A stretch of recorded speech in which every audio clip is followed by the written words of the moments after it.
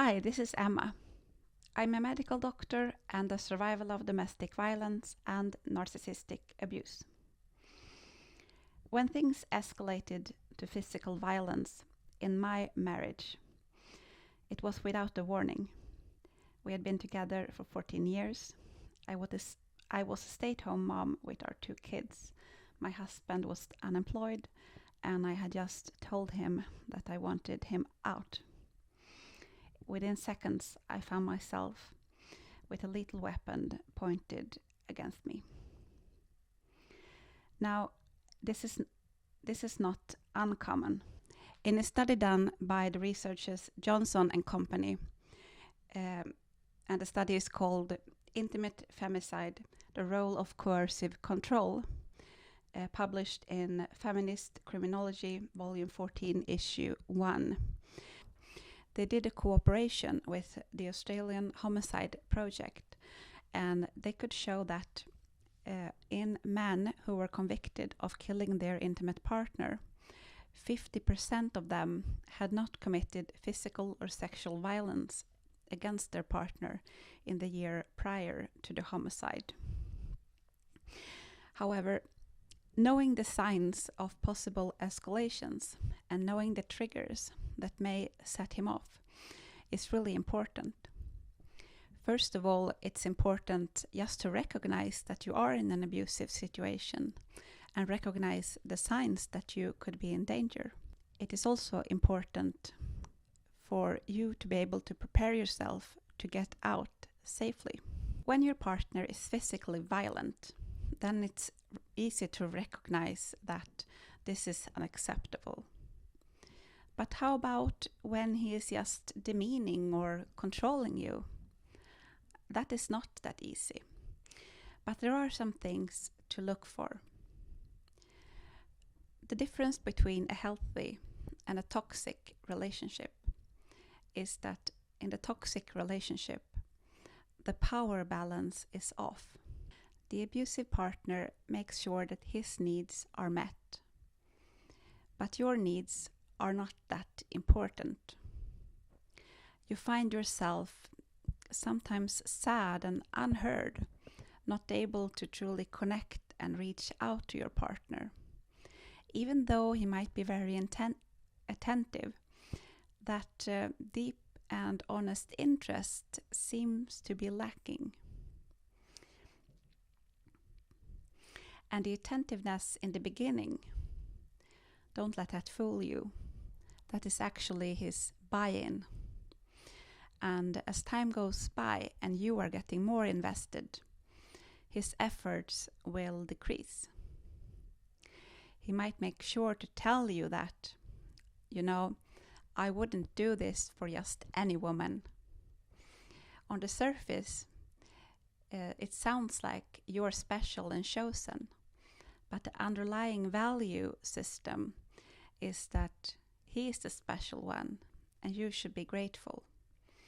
That might show up later in the relationship as well, when he says things like, "You're not who you said you were in the beginning," indicating that you tricked him when you got into the relationship, now that you have not delivered what he had expected you to.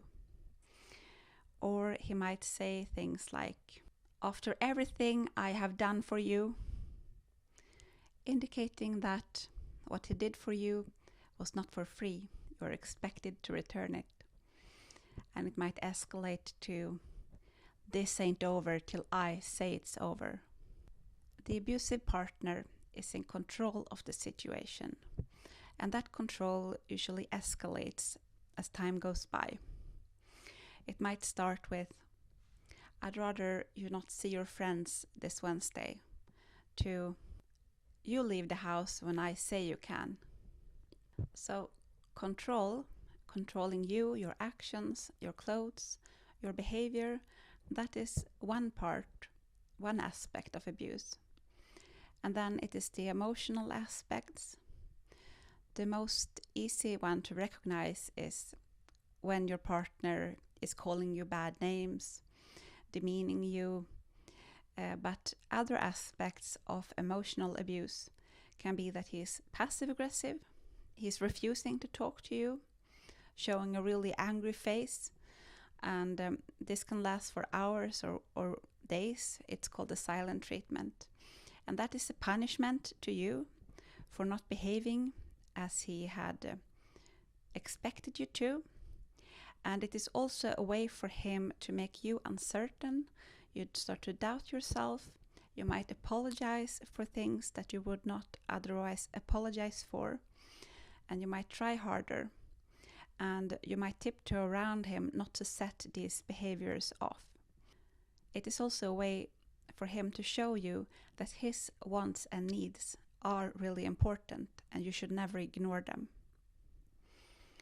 Not even the ones that he has not yet mentioned. In fact, the best thing is if you ask him before you make any decisions to be certain that he's on board. Another part of emotional abuse is when you try to discuss something or when you have an issue, he will turn it around and blame you. It is your own fault, or your concern is not really that important. You need to get over yourself. You are very sensitive. Or he will put you down, blame you, or shame you. A partner who really cared for you and loved you would never do that when you try to express something in a kind way. The confusing thing about emotional abuse is also that he might manipulate you to do things that you don't want to, sometimes coupling it to getting gifts and love and affection from him when you conform to what he wants. So when you do what he wants, things are really good, but as soon as you do something he doesn't like, it shifts and you get that stare and you know that you messed up. An abuser will often try to isolate you. It might be very gradual and subtle, but more and more you find yourself not doing things outside of the home or outside of the relationship because he doesn't really like that. He will try to get control of the finances, so controlling what you spend your money on and how. Now, what would cause the abuser to escalate the abuse to physical violence? Sometimes this is just the natural step. This is what he had already planned for you. Sometimes it is the feeling that he is losing control over you. For example, you might have started to work, or you are starting to not react to him the same as you used to. You're trying to be more independent, or you're confronting him about something. He might have lost his job, or you might say that you are thinking about leaving him. All these things could cause the abuser to feel that he is losing control over you. And to assert that control, he ramps up the pressure. So that might escalate the situation to physical violence. Sometimes the escalation is very sudden. Sometimes it is gradual. In the gradual escalation, you might see that he starts to be more verbally aggressive. He might be more demeaning towards you, and the episodes of him raging at you might increase. He might also become more physically intimidating, getting closer to you, really getting into your face, perhaps doing gestures with his hands, or picking up objects and making threatening gestures with the objects, perhaps throwing them at a wall, throwing plates or glasses. The next step is throwing them at you. He might be destroying your objects. He might be saying threatening things. So it can start with, "I'm so angry I could just punch something right now," to, "You better shut up or I'll punch you." He might threaten to kill you, to hurt or kill your pets or your kids.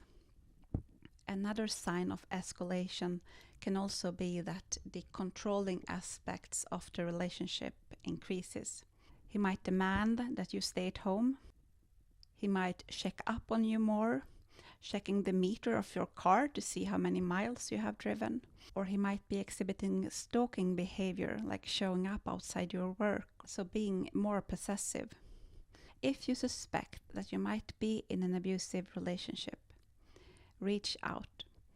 There are hotlines that you can call and discuss your specific situation and get advice.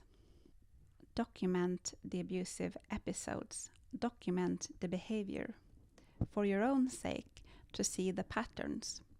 But also, it may come a time where you would choose to use that documentation.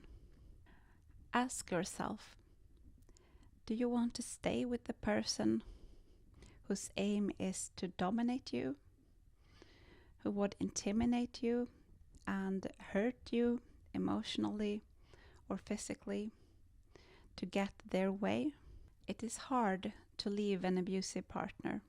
There are so many things that binds us to them. There are so many feelings involved. I have several videos on my channel discussing emotional abuse and a trauma bond, and I also have videos dealing with leaving abusive situations. I will put my playlist in the end of this video. You are a human being. You deserve to be treated with dignity. You are capable of love and connection, and you long for that. Why would you want to be with someone who is not capable and not interested in connecting with you? I know it's not easy. After the episode I described, I stayed for another 7 years, trying to make things work. Start to think about how life would be without this person. How would you feel if he was not there? Would you feel relief? Start to think about what you might do to get away. If you think you could be in immediate danger, please call the police. I am Emma, holding up a light over the bridge. Remember, there is always a way out. There is always a way forward. Please be safe, take care, and have a great day.